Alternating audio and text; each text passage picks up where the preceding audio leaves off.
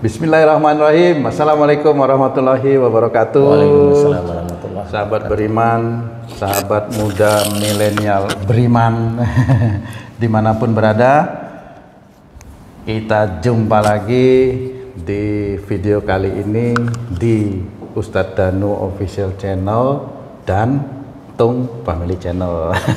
Gitu ya guys. Apa kabar semua?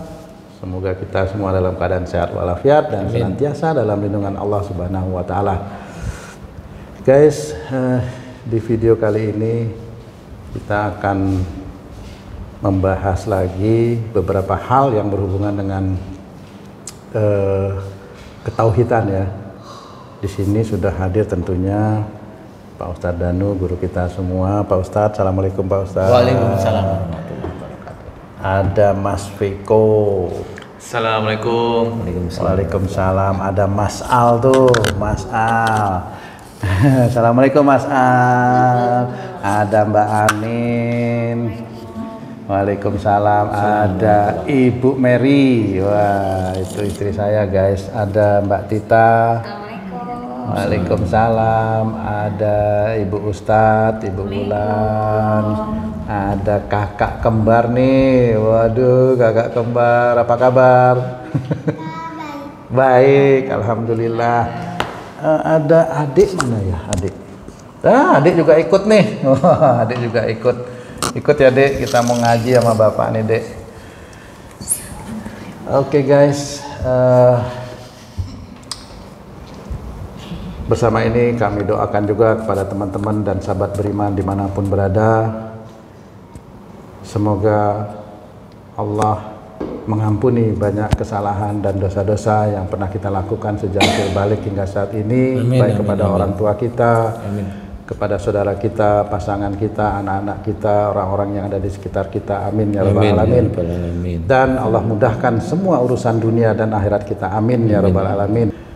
Ta'adus bin nikmah juga kita ucapkan kepada guru-guru kita yang telah mengajarkan kita, memberikan pengetahuan kepada kita, wabil khusus kepada guru kita Al-Ustadz Danu yang dengan atas izin Allah masih menyempatkan waktunya untuk mengajarkan kepada kita tentang Quran dan hadis dengan tujuan yang mulia agar kita selalu dekat dengan Allah dan kembali ke jalan Allah, agar nantinya kita bisa meraih surganya Allah di hari kemudian nanti. Amin ya rabbal alamin.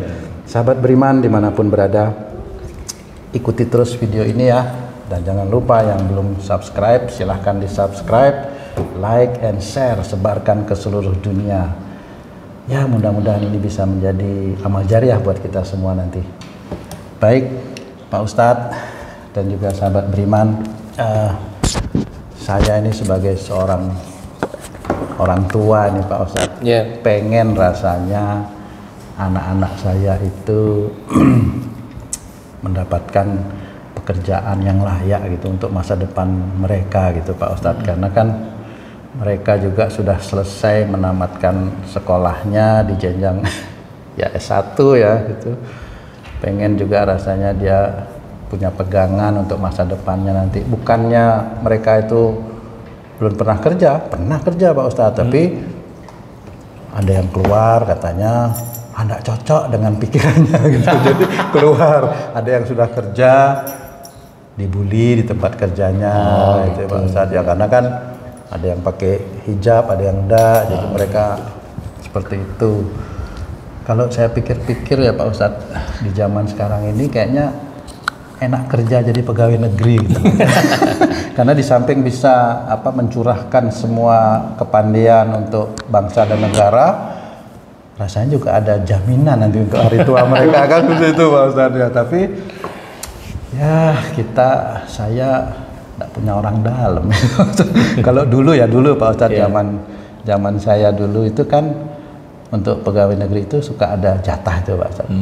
Gitu. Jadi kalau ada orang di dalam, dia bisa punya jatah satu, nanti anaknya atau saudaranya bisa masuk pegawai negeri gitu. Tiap tahun pokoknya punya lah. Tiap tahun seperti itu Pak Ustadz. Jadi istilahnya jatah itu tidak sekali. Tidak sekali. Pokoknya tiap tahun boleh lah kalau seperti keluarga. Itu. Iya, jadi ya agak terbantu gitu ya. Tapi kalau sekarang kayaknya susah ya. Saya juga bukan pegawai negeri. Jadi itu Pak Ustadz yang saya ingin tanyakan kepada Pak Ustadz untuk pelajaran buat kami ya. Kira-kira akhlak apa yang salah pada saya sebagai orang tuanya atau kepada anak-anak saya kok sehingga mereka itu kerjaan ganti-ganti dan tidak ada tetap gitu Pak Ustadz. Kira-kira akhlak apa yang harus kami rubah itu Pak Ustadz supaya ya mereka punya kerjaan yang tetap lah seperti itu Pak Ustadz. Ya kalau itu pekerjaan itu kan ujian ya. Ujian itu bisa dari sisi anaknya sendiri atau dari sisi orang tuanya seperti itu.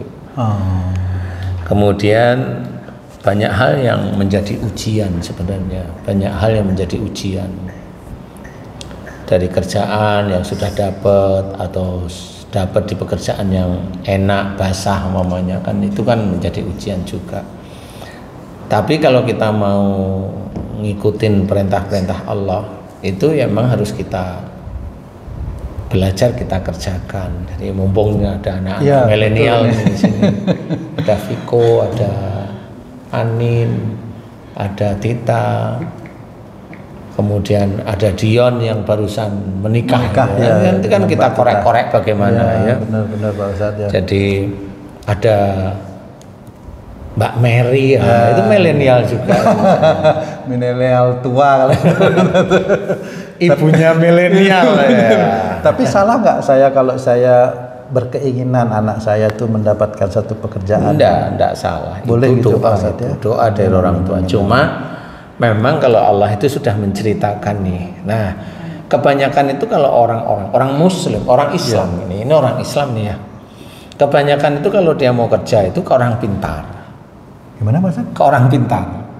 Nyari apa itu Pak Ustadz? Enggak tahu nyari apa, pokoknya nyari pegangan agar keterima. Entah diisi susu atau bagaimana. Nah, itu memang terjadi juga sama teman-teman tenaga kerja yang keluar negeri. Itu banyak itu pakai susu agar disayang gitu. Disayang bosnya agar gitu. Ya begitu-begitu tuh banyak sekali saya nemuin. Ya itu yang jangan lakukan karena itu musyrik. Walaupun sholat, walaupun sholat tapi yang dikerjakan itu musyrik. Jangan yang seperti itu. Nah, seperti halnya itu yang ke orang pintar. Nah, kemudian ada teman-teman dakwah. Kalau mau kerja baca ini sekian kali, baca ini sekian kali. Bacaan itu memang tidak ada, biasanya rata-rata tidak ada dalam tuntunan hadis. Jadi yang seperti itu menjadi budaya. Tapi kadang-kadang suka terjadi aja keinginan dia dari bacaan itu sebenarnya gimana maksud itu? Terjadi itu bukan dari bacaannya, terjadi itu karena Allah menginginkan dia itu keterima di pekerjaan atau keterima keinginannya. Jadi jangan dengan bacaan itu. Sama seperti saya mendoakan seseorang, entah itu pasien, entah itu kalau di TV itu ada narasumber ya. Itu kalau sembuh itu saya meyakini bahwa itu bukan dari doa saya, tapi itu dari Allah Ta'ala. Walaupun Pak Ustadz yang berdoa. Iya. Itu harus diketahui seperti itu. Tapi Pak Ustadz menginginkan mereka sembuh atau tidak? Iya, menginginkan tetap. Boleh itu Pak Ustadz ya? Kan menginginkan boleh. Berdoanya kan begitu. Kalau berdoa itu kan tetap hubungannya dengan yang akan mengabulkan doa, bukan dengan kalimat doanya yang hebat.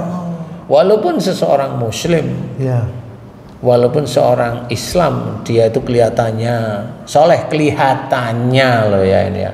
Dia baca doa melalui doa yang ada dalam Quran, mamanya doa keinginan, mamanya yang ada dalam Quran, keinginan tertentu, mamanya. Kemudian kalau dalam Quran itu kan doanya biasa maksudnya itu doa agar kita diampuni dosanya, agar dijauhkan dari orang-orang berbuat zalim, dijauhkan dari orang-orang kafir. Rata-rata doa-doa dalam Quran kan seperti itu. Tapi kadang-kadang orang-orang itu memakai surat dalam Quran itu untuk mengabulkan keinginannya seperti itu. Untuk menjadikan Allah akan mengabulkan keinginannya. Dan ini memang tidak bisa seperti itu. Jadi doa itu yang dilihat oleh Allah Ta'ala ya jelas. Wa yastajibul ladzina amanu wa aminus sholihat, dan Allah akan mengabulkan doa orang beriman serta mengerjakan amal soleh. Nah, dari kalimat dalam Quran tersebut harusnya kita berpikir itu petunjuk. Berarti kalau kita ingin doa-doa kita itu diijabah oleh Allah Ta'ala, berarti iman kita itu kita kuatkan. Amal soleh kita tingkatkan. Maaf Pak Ustadz, iman itu maksudnya yang mana? Ya iman salah satunya yang paling kuat nomor satu adalah iman kepada Allah Ta'ala. Jadi iman kepada Allah Ta'ala itu tidak hanya cuma percaya kepada Allah. Iya, betul. Ya. Tidak hanya cuma seperti itu. Sama seperti mamanya kayak saya berdoa kemudian dikabulkan. Ya. Saya harus belajar bahwa doa saya ini bukannya dikabulkan oleh Allah Ta'ala, tetapi melalui doa inilah sebenarnya Allah mengabulkan. Jadi intinya bukan dari kalimat doanya, tetapi karena Allah berkeinginan mengabulkan. Hubungannya dengan keimanan tadi? Makanya kalau sudah tahu ini karena Allah mengabulkan, saya kalau ditanyain sama seseorang, pasiennya sembuh ya atas izin Allah. Jadi seperti itu. Bukan pasiennya sembuh, ya karena dia saya doakan. Nah itu tidak boleh. Kalimat seperti itu adalah kalimat sombong. Oh, kalimat itu juga bisa menentukan imannya seseorang. Iya. Masya Allah. Makanya di situ iman itu harus tetap bagus. Harus tetap bagus. Ini dari Allah Ta'ala. Allah mengabulkan. Jadi bukan dari hebatnya doa, bukan karena ini, bukan karena Allah. Nah, persoalan Allah itu kok banyak mengabulkan doa kita. Nah, kita tidak boleh bahwa iman kita kuat, amal soleh kita besar, tidak boleh juga. Tetapi kalau memberikan arti bagaimana orang itu mau dikabulkan doa, boleh diterangkan tentang iman dan amal soleh. Itu boleh. Tetapi kalau sudah itu mengenai kita atau kita itu seperti penyintas istilahnya. Itu kan penyintas ya zaman sekarang. Ya. Saya itu kan penyintas yang yang mengalami langsung. Yang mengalami langsung itu menurut sisi syariat atau akidah kita, iman kita harus terjaga, yaitu tidak boleh itu karena saya mendoakan. Itu kalau saya nggak bisa. Nggak boleh seperti itu. Nah, itu sombong, itu bermain bahwa diri kita itu Tuhan. Ya, itu tetap tidak boleh. Dan itu bahaya di hadapan Allah Ta'ala. Makanya kalau orang-orang yang memang mau mendoakan sesuatu, dilihat, bicara sehari-hari itu dilihat aja. Sehingga bisa tahu bahwa orang ini memang merasa dia hebat. Orang ini merasa dirinya Tuhan. Tidak boleh seperti itu. Nah, inilah yang akhirnya menjadikan doanya ya banyak tidak dikabulkan. Kalaupun dikabulkan oleh Allah Ta'ala, itu istijrab. Orang tidak tahu kalau itu istijrab. Nah, sama dalam bekerja orang tua ingin anaknya bekerja, itu yang harus dikerjakan apa umpamanya. Ya, dalam surat Az-Zariyat itu diceritakan wa fis sama'i rizqukum wa ma tu'adun. Di langit ada jalan rezekimu dan apa yang dijanjikan oleh Allah Ta'ala kepadamu. Di langit ada jalan rezeki. Jadi seseorang muslim itu punya rezeki masing-masing di langit. Dan apa dijanjikan oleh Allah. Kalau Allah menjanjikan, berarti salah satunya adalah surga. Punya rezeki itu maksudnya sudah ditentukan rezekinya seseorang atau jalan rezeki seseorang itu udah ada di langit. Jadi rezekinya berupa apa nanti pun itu tergantung orang itu bagaimana dia menjalani atau mencarinya gitu. Ya, orang itu mau berjalan di jalan Allah sehingga jalan rezeki itu akan dimunculkan oleh Allah Ta'ala. Gitu. Kalau jalannya rezeki dia itu sebagai ASN, pegawai negeri, ya dari situ aja. Kalau jalannya dia itu jadi penjual nasi goreng, ya di situ. Kalau jalannya rezeki dia itu dari tenaga kerja di luar negeri, ya dari situ salah satu. Oh, itu bukan Allah yang sudah menentukan dia akan menjadi itu, bukan seperti itu, Pak Ustaz? Mana kita tahu Allah menentukannya? Oh iya ya. Itu kan gaib sebenarnya. Makanya yang mengetahui hal gaib itu Allah. Bisa aja dia itu memang jalan rezekinya menjadi seorang tenaga kerja wanita di luar negeri. Dia dapat rezeki, sampai di rumah nggak tahuannya uangnya dihabiskan sama suaminya. Suaminya menikah lagi, habislah hartanya. Nah, sebenarnya jalan rezekinya dia memang ada di luar negeri, tetapi karena memang ada ujian bagi si wanita tersebut dengan suami yang memang suaminya sering menghambur-hamburkan uangnya istrinya, akhirnya suaminya menikah lagi, akhirnya dia pulang habis uangnya.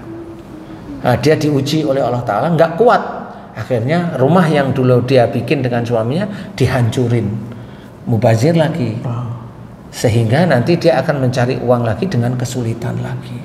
Kalau kasus itu yang salah siapa Pak Ustadz? Salah semuanya.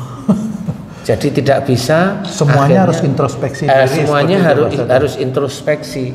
Kalau istri dia punya uang itu, memang si suami bisa didepak dari rumah istrinya karena dia sudah menggunakan, dan suaminya menikah tanpa bilang-bilang.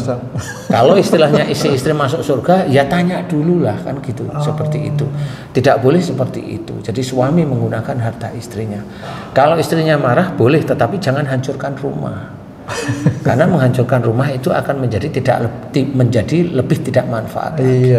Seperti itu. Makanya wafis sama iriskukum, ini harus diperhatikan. Di langit ada jalan rezekimu, ada jalan rezeki masing-masing orang, bukan rezeki. Jadi bukan sesuatu yang memang disiapkan, bukan, tapi bagaimana orang berjalan mencari jalan rezekinya. Oh, seperti nah, kan jalan rezeki Allah sudah menceritakan wafis sama iriskukum. Jadi di langit ada jalan rezekimu. Jadi jalan rezekinya disiapkan oleh Allah Ta'ala. Kalau orang itu tidak bergerak mencari, ya dia tidak akan dapat rezekinya. Seperti itu Pak Ustadz. Dia nggak bergerak mencari jalan rezekinya, ya Allah tidak menggelontorkan rezeki melalui jalan rezekinya, kan seperti itu.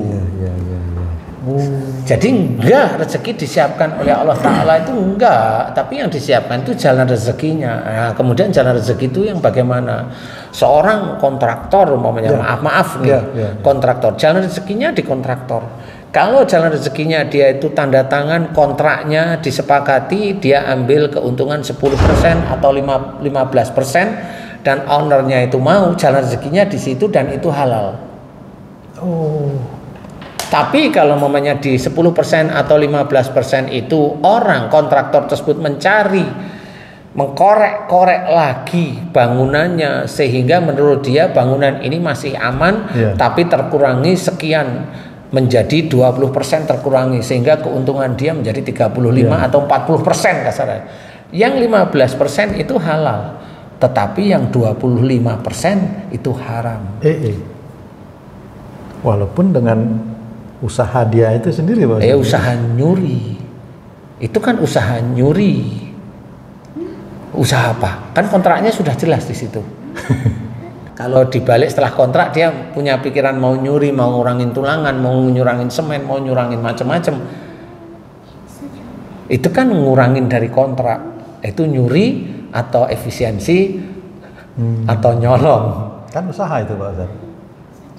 Pencuri itu juga tidak berdoa di rumah agar uang itu datang. Pencuri itu juga usaha, dia mau nyopet dia usaha.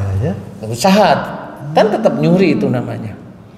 Tapi kok dikabulkan ya Pak Ustadz itu? Itu dikabulkan karena nyurinya, tapi Allah kan nggak ridho. Allah mengizinkan sebenarnya, tetapi kan nanti ada batas-batasnya. Dia ketangkep, dia ini, dia itu, seperti itu.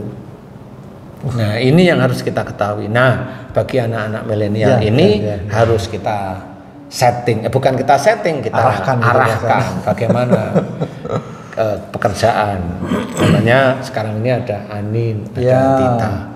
Kita harus paham nih bagaimana cara mencari rezeki. Karena gini, pada saat pandemi ini susah semua. Memang, Pak Ustaz. Yang tidak susah salah satunya adalah pegawai negeri. Betul lah ya itu ya. Pegawai negeri atau pejabat atau anggota DPR itu tidak begitu kesulitan lah. Karena beliau digaji oleh pemerintah. Pemerintah walaupun dia ngutang, yang penting kan ini tetap digaji kan, kira-kira gitu kan Pak Ustaz. Dia digaji karena kontrak. Gitu ya? Karena kontrak. Karena sudah disepakati istilahnya. Itu boleh lah, itu halal ya. Tetapi jangan yang nyuri-nyuri yang begitu-begitu. Walaupun banyak yang di ini. Nah, Di pandemi ini memang sangat sulit.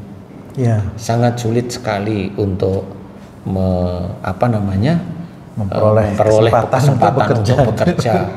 Apalagi kemarin pandemi atau sebelum pandemi itu kan ASN banyak yang di KO, dipensiunkan dini. Ya, pensiun dini itu kan banyak itu. Teman-teman itu pensiun dini itu kan banyak itu. Semua diarahkan ke arah sana. Termasuk perusahaan-perusahaan itu kan pensiun dini kan banyak itu. Ya, banyak yang dirumahkan. Nah, di situ karena apa? Karena memang susah nyari kerja. Nah, cari kerja itu gimana? Coba buka warung. Buka warung itu nanti yang buka warung lama marah. Dia ke orang pintar, ke dukun, warung baru pasang mantra, pasang raja, pasang boneka, pasang ini agar warungnya mati. Walaupun dia itu muslim, walaupun dia itu sholat, dia melakukan perbuatan ini musyrik. Itu salahnya apa itu, kok bisa orang-orang itu kok iri gitu ya Pak? Karena memang dia punya nafsu agar dia punya uang lebih banyak. Dia tidak tersaingi sebenarnya. Dia lupa bahwa Allah itu yang maha memberi rezeki, tapi dia mencoba menghentikan dengan cara-cara yang tidak baik, yaitu dengan cara-cara sihir, menaruh di situ seperti itu. Nah, ini seperti hal tersebut ini itu musyrik. Dan itu kalau melakukan hal tersebut itu tidak akan orang tersebut itu akan masuk surga. Karena kemusyrikan ini nggak akan pertama, nggak akan kedua, nggak akan ketiga, pasti banyak. Karena dia ingin warungnya atau tokonya itu laris, dan dia masang ranjau pada toko yang lain, kemudian dia masang penarik supaya ke peminat agar ke tokonya dia sama seperti itu. Walaupun dia pakai jilbab, walaupun dia pakai peci, walaupun dia berhaji, itu tidak dinilai oleh Allah Ta'ala. Haji, jilbabnya dan sebagainya, umrohnya enggak akan dinilai karena dia belum pernah mohon ampun tentang kemusyrikan yang dia lakukan, dan dia tidak bisa mencopot yang sudah dipasang di tubuhnya. Itu harusnya. Nah, bagi anak-anak milenial sekarang ini ya memang harus ada pikiran yang lebih matang, seperti kayak umpamanya jualan online, karena online ini kan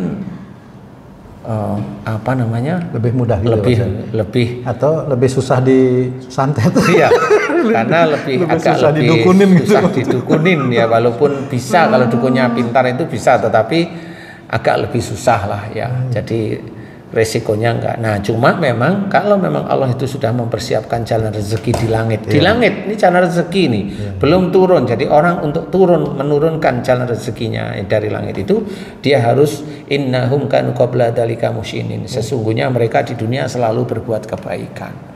Kebaikan itu ya sholatnya, ya baca Qur'annya, ya ya puasanya, kemudian juga hormat kepada orang tuanya, kemudian membantu pada orang tuanya, membantu saudara-saudaranya. Ini berbuat baik, berkata yang baik pada orang tuanya, seperti itu. Bisa aja orang itu baik dengan orang tuanya, tapi dia memang nggak punya keberanian untuk menjadi seorang entrepreneur. Itu bisa. Oh iya, kan itu memang enggak bisa semua orang punya ya Pak Ustaz. Sebenarnya itu bisa belajar, kalau otaknya itu bisa berpikir itu sebenarnya bisa belajar, entrepreneur itu bisa belajar. Tetapi itulah yang harus kita kerjakan. Salah satunya anak-anak itu harus mengerjakan itu. Sesungguhnya mereka di dunia selalu berbuat baik. Itu pegang itu.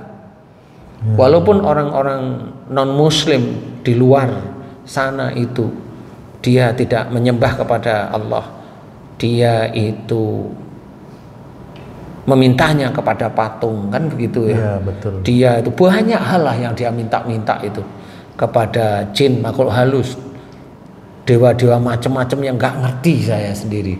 Nah, ini bukan kepada Allah Ta'ala. Nah, itu rahmannya Allah, tetap orang-orang itu dikasih. Kalau dia rajin, ya, betul. Kalau dia ya ulat, tapi kan dikasih hanya cuma di dunia aja, di akhiratnya nggak dapat apa-apa. Nah, bagi kita yang muslim, saudara-saudara kita muslim, harus kita benahi, harus kita luruskan. Sebelum lanjut nih, Pak Ustadz kerjanya apa? Pak Ustadz kan diizinkan Allah untuk berdakwah ya Pak Ustadz. Yeah. Apa duitnya dari situ Pak Ustaz? Enggak. Saya kalau ngaji enggak minta saya. Oh gitu. Iya, jelas dalam Quran sudah dijelaskan. Qul la as'alukum alaihi ajron. Katakan, aku tidak minta bayar terhadap apa yang aku berikan kepadamu tentang Quran. Nah, itu sudah jelas. Jadi saya pegang ayat itu agar berkah kalau saya kerja. Pak Ustaz ada kerjaan lain? Alhamdulillah ada. Apa itu Pak Ustaz? Ya belum. Nantilah. Nantilah. Ini dari kerjaan atau dari apa nih Pak Ustaz? Ya alhamdulillah dari kerjaan. Alhamdulillah.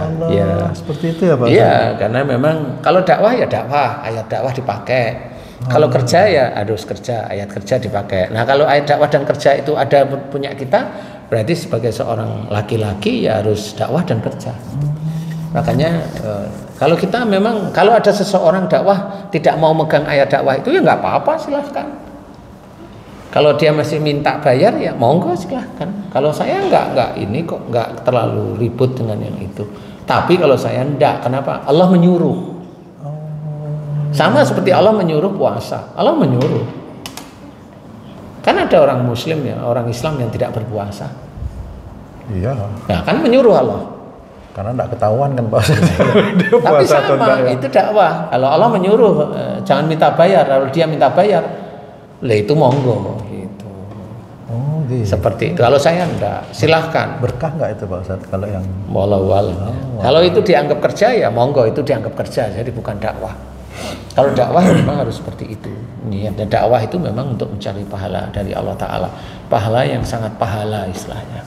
Kalau yang seperti maaf nih Pak Ustadz, kalau yang kayak khotib sholat Jumat tuh Pak Ustadz, itu kan kadang-kadang mereka dikasih apa namanya bisaroh, istilahnya ya. bisaroh dari kota amal itu ya gimana? Enggak, itu kan nggak apa-apa ya. Oh itu boleh Pak Itu Ustadz? boleh karena kalau beliau nggak minta boleh Oh aja sih. kalau dikasih oke, Boleh. kalau minta nah ini yang harus Jangan hati-hati. Kalau menurut saya janganlah ya. Kalau menurut saya jangan, tapi kalau dikasih monggo. Karena kan nggak ada pekerjaan dakwah itu kan nggak ada. Ya dakwah itu dakwah, berhenti, jangan diembel-embeli pekerjaan dakwah itu jangan sampai. Karena kalau memang itu pekerjaan dakwah itu ya pasti orang itu jarang mengamalkan ayat-ayat yang ada dalam Quran. Taunya dia hafal aja yang diberikan. Jadi Iya, mengamalkan Masya belum Allah. tentu. Seperti itu. Iya maaf Pak Ustadz, Ya. nih para milenial nih, tadi kata Pak Ustadz itu disebutkan mereka di dunia selalu berbuat kebaikan gitu Pak Ustadz. Ya. Ayo ada yang mau tanya nggak nih? Assalamualaikum Pak Ustadz. Waalaikumsalam warahmatullahi. Pak Ustadz sebelumnya kan Anin pernah kerja di perusahaan besar lah gitu Pak Ustadz. Iya. Terus di sana ada kendala gitu Pak Ustadz, misal sama atasannya. Gimana sih Pak Ustadz cara menghadapinya? Apakah maksudnya ada hubungannya juga nggak sama akhlaknya kita, makanya kita dapat atasan yang seperti itu gitu Pak Ustadz? Ya namanya bawahan itu kan harus nurut sama atasan ya loh, malah maunya dibalik tuh gimana sih?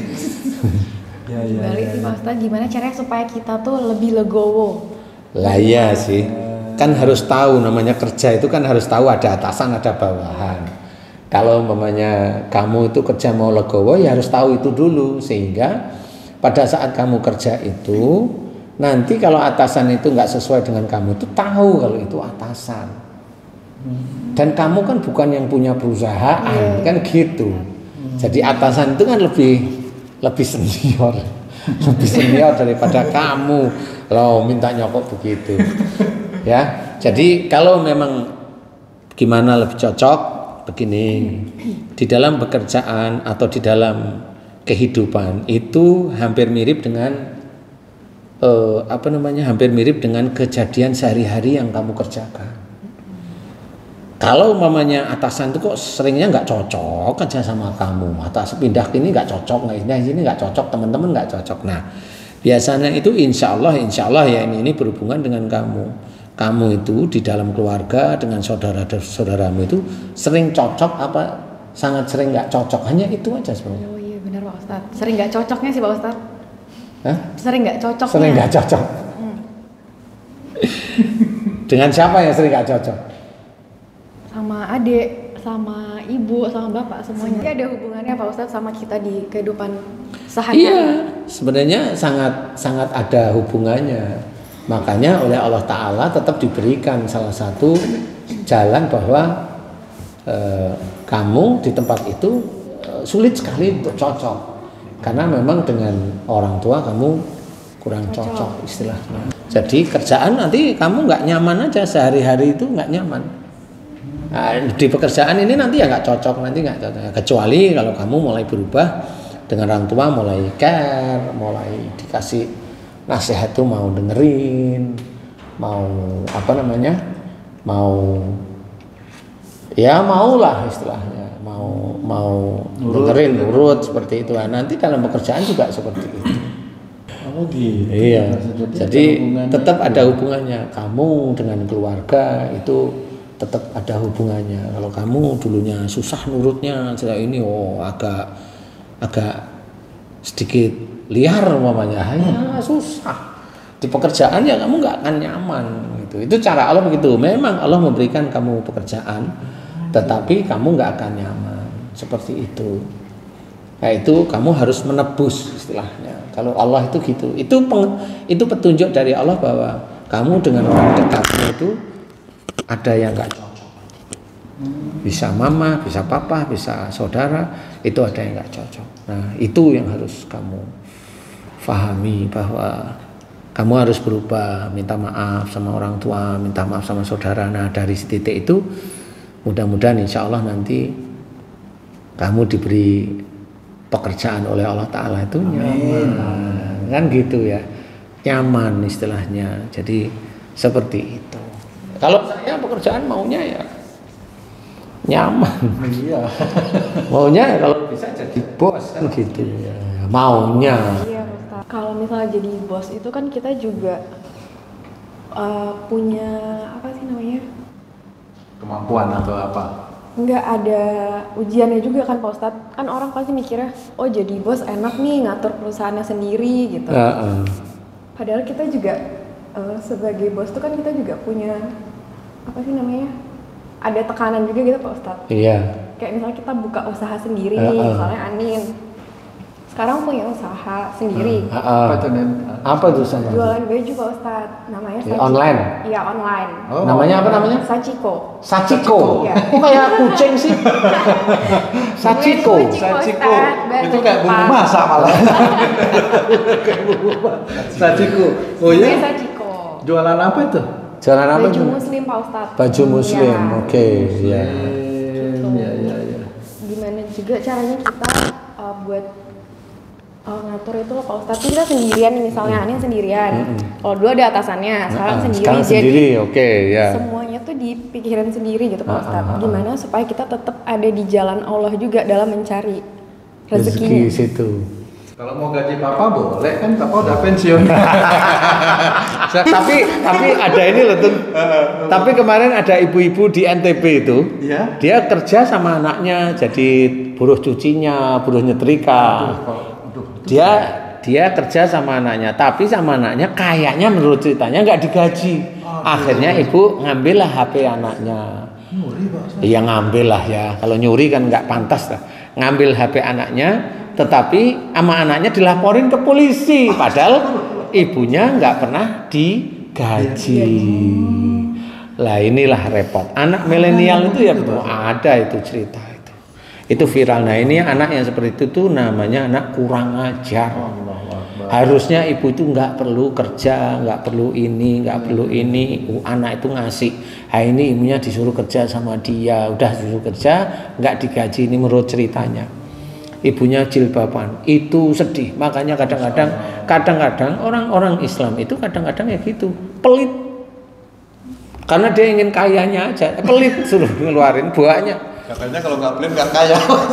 Banyak orang-orang itu nyuruh sedekah, tapi dia sedekah kadang nggak mau. Ada orang yang dulu itu nyuruh sedekah viral.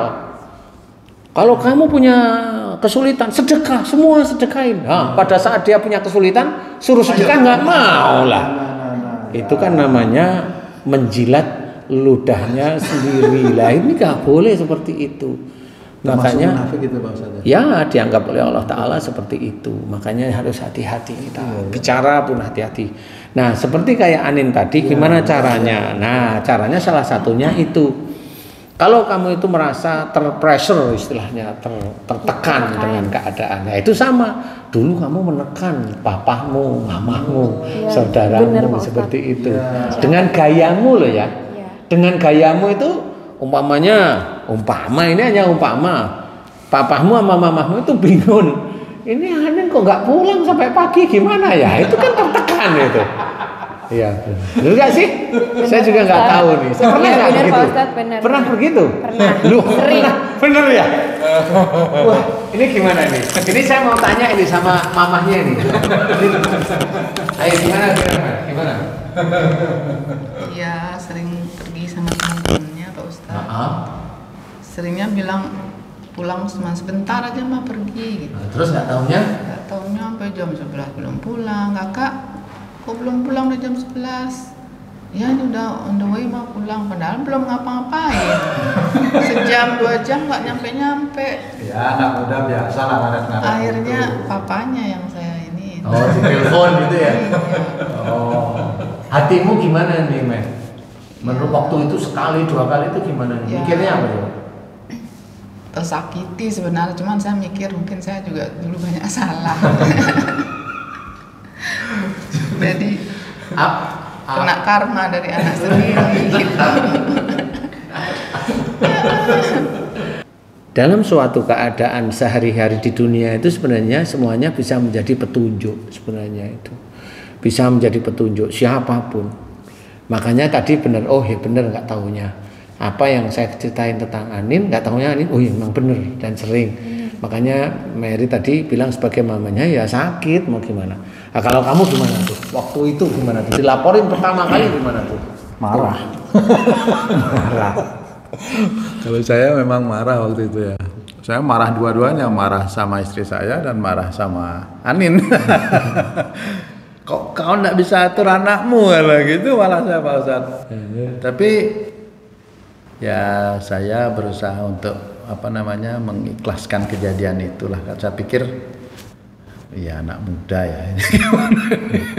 Karena saya juga belum bisa mendidik secara benar, secara baik, ya akhirnya saya ngurut dada aja sih. Walaupun memang kok kayak gini ya. Sempat didoain nggak dulu itu? Apanya Pak? Didoain Aninnya gimana Pak? Masa dibiarin gitu? Saya terus terang mulai belajar bisa berdoa itu kan dari Pak Ustadz. Sempat doa dulu, sempat doa. Dulu ya enggak sempat. Tapi terakhir itu Terakhir insya Allah. apa doanya? Mudah-mudahan teman-teman milenial ini bisa paham gimana beratnya orang tua mendidik anak itu gimana. Doanya gimana coba tuh? Kalau saya sih doanya saya ya Allah, jika memang saya sering membuat anak saya itu marah dari tingkah laku saya, ampuni saya. Dan jika anak saya itu pernah menyimpan marah dan jengkel kepada saya sebagai ayahnya, sebagai orang tuanya, aku mohon kepadamu ya Allah, ampunilah kesalahan anak-anakku. Nah, seperti itu aja sih saya. Jadi saya yang pertama itu mohon ampun atas kesalahan saya, yang jika karena kesalahan saya membuat anak saya itu marah. Dan saya juga mohon ampun jika perbuatan saya ini akhirnya menjadi ujian bagi saya melalui anak saya, dari perbuatan saya yang saya lakukan kepada orang tua saya. Saya mohon ampun terhadap itu. Dan juga saya mohon ampunkan kesalahan anak saya. Seperti itu Pak. Alhamdulillah. Ya. bagus. Kan itu ajaran Pak Ustadz seperti itu saya. Ya alhamdulillah, ya memang seperti itulah ya. Kalau nggak diajarin nggak ngerti ya Pak. Maunya marah aja ya. Maunya harus pokoknya terima beres itu. Nah, Terus sekarang malah pengen anaknya harus kerjanya juga beres gitu. Gimana itu? Iya betul. Bagus sebenarnya itu ya.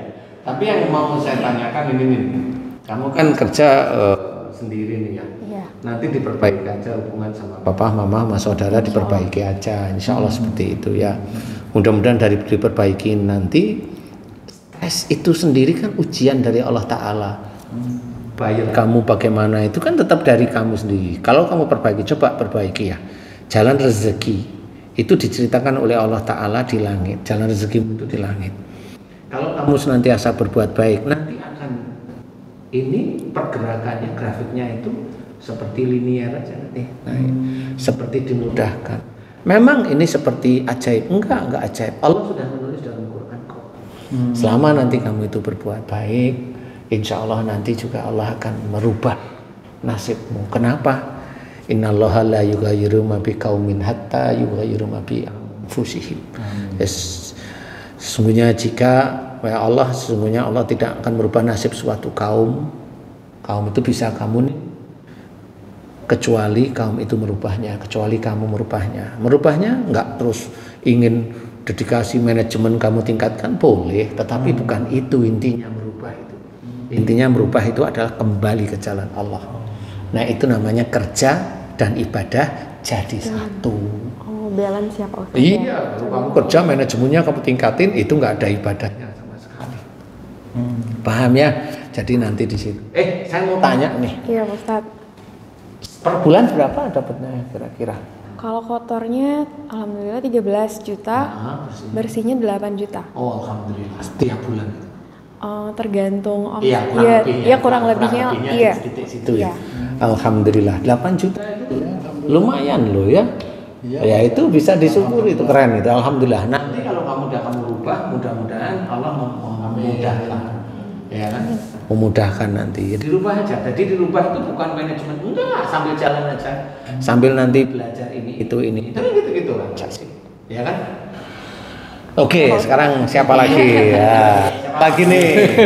Mas Viko udah kerja belum? Mas Viko kerja di mana?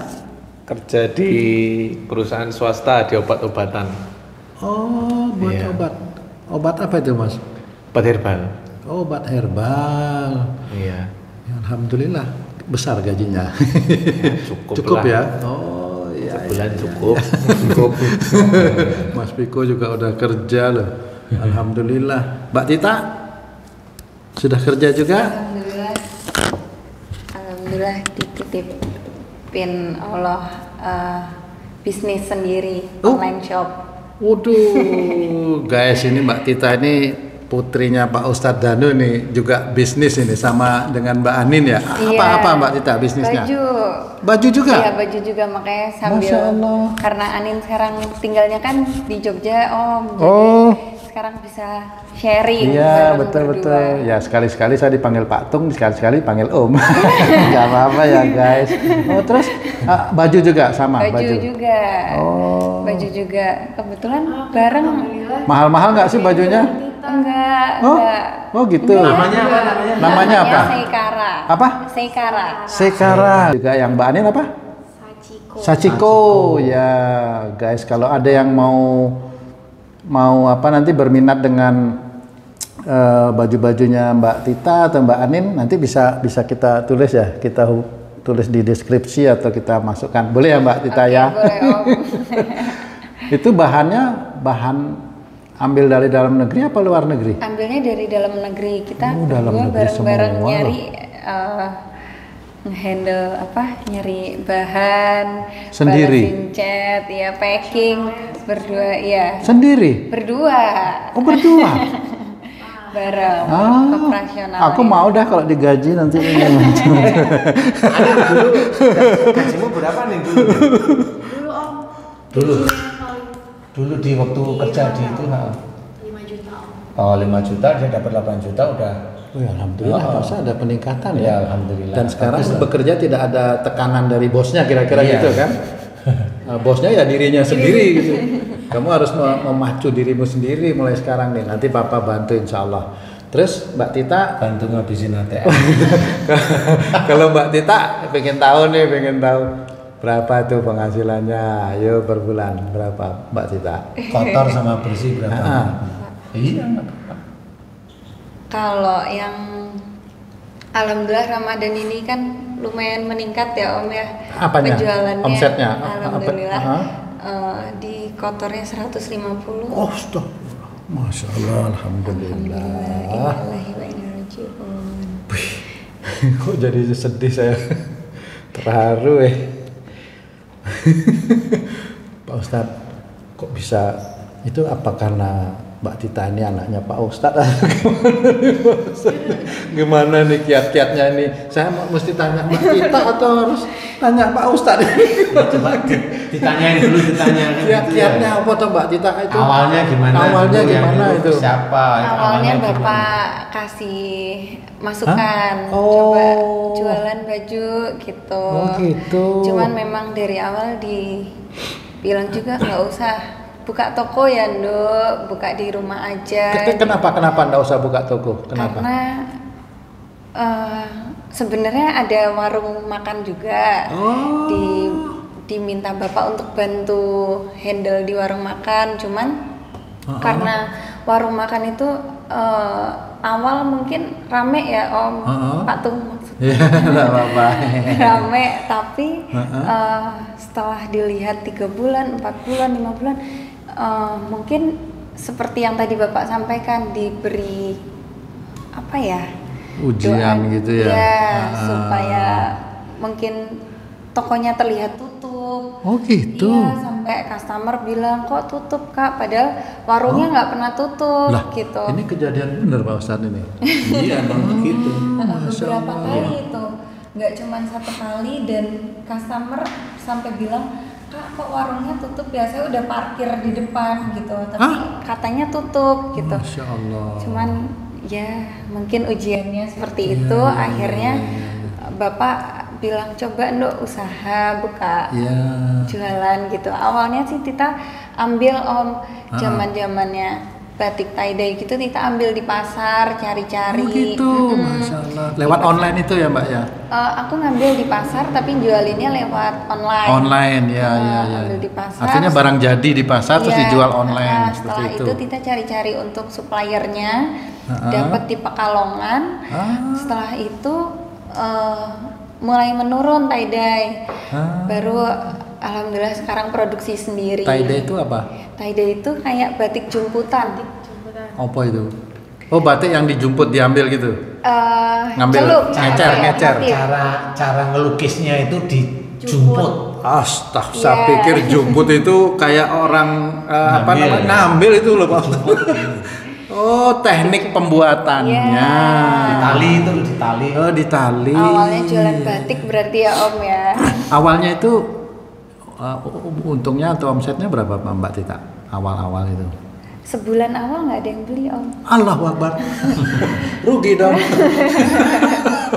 Ya Iya. normal namanya. Jadi sudah mengalami Sebulan. pasang surut seperti itu ya. Sebulan awal nggak ada yang beli, akhirnya nyoba nyari tahu gimana sih cara jualan online gitu. Terus buka di YouTube. Itu mentornya siapa itu kalau boleh tahu mentornya dulu itu? Bapak sambil dikasih tahu juga, iya. Loh. Ini Bapak ini mentor ya, pendakwah ya, aduh bingung. terus. Setelah itu mulai endorse dikasih tahu, Endorse. Bapak bilang coba endorse gitu. Oh iya ada namanya endorse ternyata Om. Apa itu endorse tuh? Endorse itu Dipropagandakan gitu. dipromosikan Oh, promosi ya. sama influencer. Endorse influencer. Iya. Mempromosikan barang kita. Untuk promosiin barang Berarti kita, memang aku ada- kirim ke influencer itu. Mulai dari itu, alhamdulillah mungkin Mulai jalan, naik iya, seperti itu ya Mbak Tita ya. Ya alhamdulillah. Dari ndak laku, ndak ada yang beli sampai sekarang seperti itu hasilnya ya. Masya Allah. Alhamdulillah itu Pak Ustadz. Itu kalau kotor berapa tadi 150 ya? 150 Pak Ustadz. Itu bersihnya berapa dapat? separuhnya mungkin. 75-an. Oh, alhamdulillah. Kok bisa separuh? Seharga Xenia kayaknya. Pak tahu.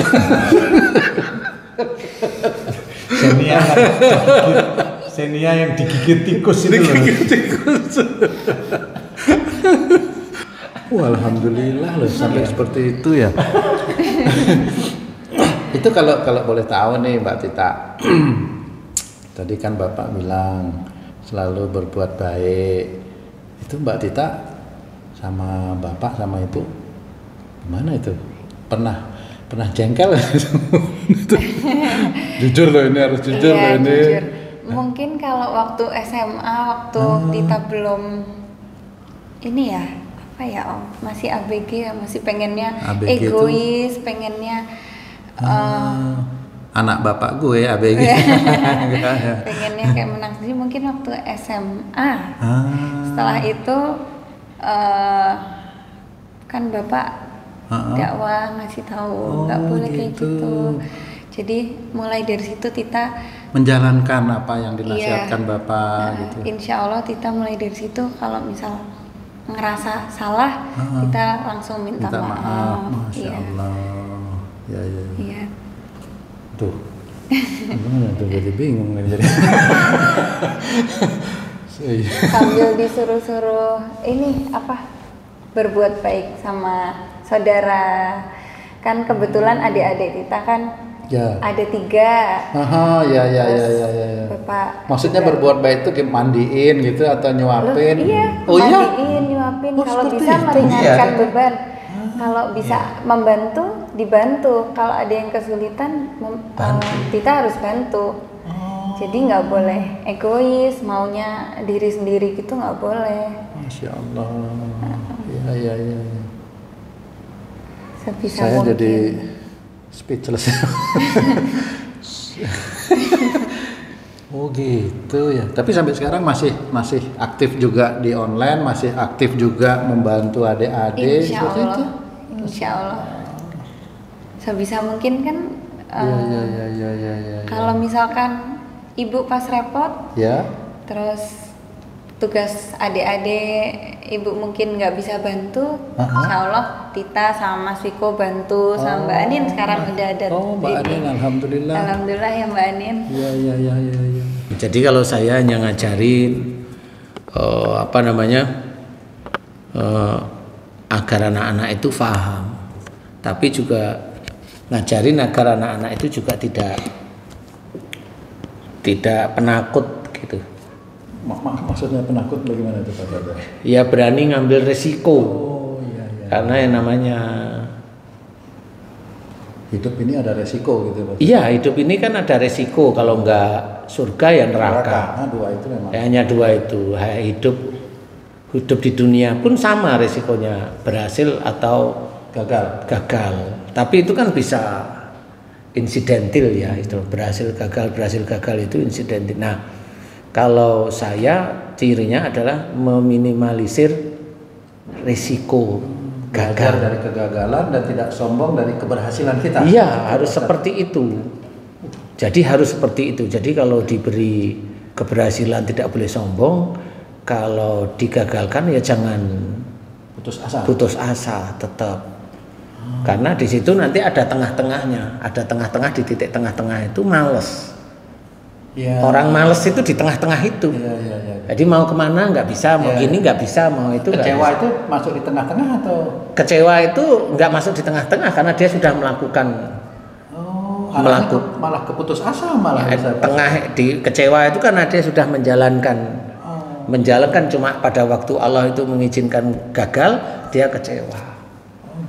Iya, kayak umpamanya Tita, saya nggak terlalu memonitor ya untuk Tita, tetapi sesekali saya tanya sih.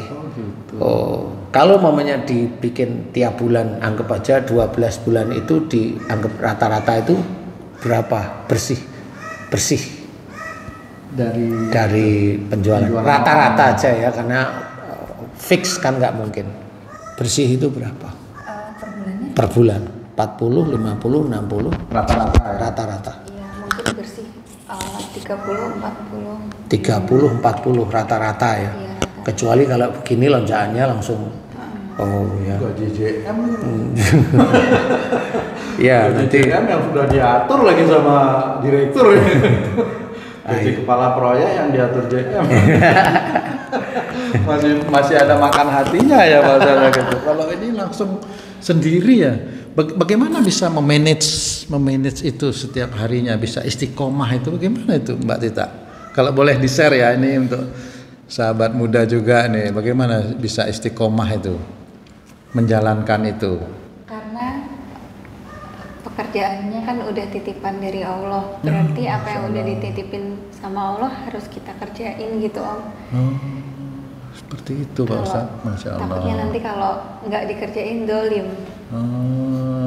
Berarti tetap harus berusaha, biarkan Allah yang menentukan hasilnya, seperti itu. Masya Allah. Bapak udah selalu sampaikan, jangan pernah mikir nanti targetku segini, segini. Karena nanti ketika punya pikiran seperti itu, ketika gagal nanti kita gresuloh, kecewa. Betul. Saya juga sering dengar dari Bapak itu. Allah, gitu. Iya, sama. Iya, benar. Iya. Masya Allah.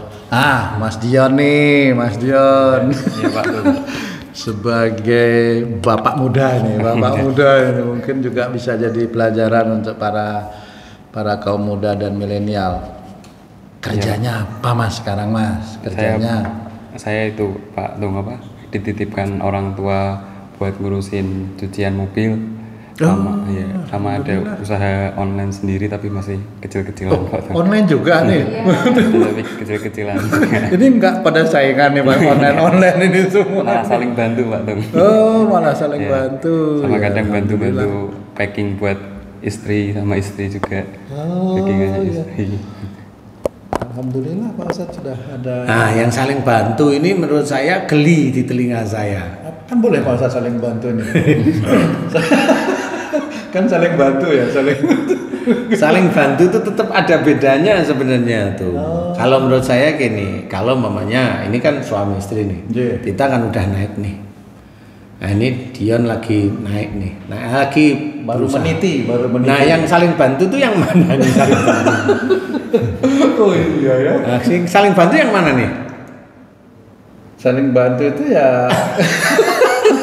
Kalau ini yang sudah berhasil membantu yang belum berhasil kan kira-kira gitu. Gimana? Enaknya gimana nih? Ya. Jadi intinya itu bukan saling bantu sebenarnya. Jadi intinya itu adalah ya saya malah sering membantu istri boleh. Boleh ya Pak Ustadz ya? Ngomong begitu karena saling bantu yang sebelah mana kan? Coba kalau kita berpikir gimana saling bantu? Yang satu sudah, yang satu masih meniti. Saling bantu. Gimana? Berarti yang ini turun. Yang sudah berhasil. Tidak bisa, malah nanti yang berhasil itu malah drop karena yang ini jalannya belum paham, kemudian ini udah naik. Sebenarnya kalau membantu itu dari sisi manajemen mamanya titik-titik itu kan nggak ada persoalan sebenarnya, dikasih cara-cara. Seperti saya bilang sama Tita, ringan, saya masih ingat dulu, kamu jualan baju wanita. Kenapa itu Pak? Ada rahasianya ini sebenarnya. Nah ini rahasianya kan harus dijelaskan. Kalau bisa jangan sekarang. Jangan sekarang. Oke. Karena wanita itu begini itu tuh. Dan kamu titiknya di situ. Jangan jualan yang tipe seperti ini. Karena yang tipe seperti ini jarang diminati wanita. Nah itu memang itu secara psikis strategi pasar itu strategi saya karena saya nggak pernah jualan. Saya nggak pernah jualan itu, tetapi pemikiran saya seperti itu. Saya kasih ke dia, nih jualannya ini begitu aja. Rewel di situ aja kalau saya. Seperti itu. Jadi ada beberapa strategi yang bisa dikerjakan di titik-titik itu. Nah, kalau memang nanti ditanya sudah mulai ini kok alhamdulillah dikasih rezeki Allah, kemudian ditanya tetap ini, tetap itu, tetap ini, tetap bagus ini. Nah, itu mulai jangan hanya kerja dengan orang lain aja karena susah ngendaliinnya. Gitu. Mulai bikin sendiri. Kalau memang Tita mau. Di luar selain bikin sendiri juga bikin dengan orang lain juga. Jadi ada tahap-tahap seperti itu yang harus dikerjakan. Jadi istilahnya kalau bikin sendiri ya jangan terlalu besar, tetapi ya cukup gitu Pak. Cukup lah. Untuk orang lain kan menolong orang lain juga yang ini. Sama seperti itulah kerja itu ya. Seperti itu. Tuh. Ini Bapak bisa jadi apa namanya bos entrepreneur bisa buka kursus ini untuk kaum milenial ini. Bagaimana bisa kiat-kiat usaha itu bisa cepat maju seperti itu ya Pak Ustadz, dan usaha apa aja yang harus diambil itu kayaknya Pak Ustadz banyak ilmu ke arah situ Kalau yang masih saya, disembunyikan. Kalau saya itu tetap arahnya adalah dekat pada Allah, karena kan kita semua orang Muslim itu tahu bahwa semua orang Muslim itu tahu bahwa Allah itu yang maha memberi rezeki. Lah kalau kita itu tahu Allah itu maha memberi rezeki, tetapi kita tidak dekat sama Allah, gimana caranya Allah mau memberi? Nah, caranya tadi salah satunya adalah dari surat Az-Zariyat tersebut. Salah satu aja. Bagaimana caranya Allah memberikan rezeki kepada orang-orang Muslim, dan juga terhadap orang yang bukan Muslim pun akan diberikan pada Allah Ta'ala. Salah satunya itu. Jadi berbuat baik, sholat tertib, baca Quran, puasa, kemudian hormat kepada orang tua, hormat kepada siapapun, membantu. Membantu itu untuk nantinya akan Allah membantu itu kan sebenarnya nanti Allah itu akan mempermudah memberikan kepada kita. Betul. Jadi kalau mamanya saya sering bantu kamu, nolong ini, saya nggak butuh apa-apa dari kamu, tetapi yang saya butuhkan hanya Allah aja. Seperti itu. Jadi nggak perlu kita menolong orang, membantu orang atau sedekah kepada orang lain itu untuk cari keuntungan, nggak perlu. Kenapa? Kalau kamu tadi tanya saya kerjanya apa, ya itu masih rahasia. Karena apa ya, nantilah ya. Nanti. Kayaknya ini sesuatu yang besar ini. Baik Pak Ustadz, ya. Terima kasih banyak bincang-bincangnya kali ini. Karena waktu kita terbatas nih Pak Ustadz, ada kesibukan lain juga mungkin.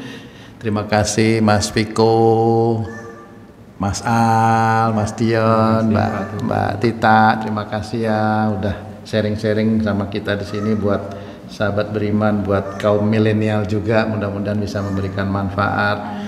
Ibu Mary, terima kasih, Mbak Anin, Mas Agi. Nah, sahabat beriman, akhirnya waktu jualah yang memisahkan kita.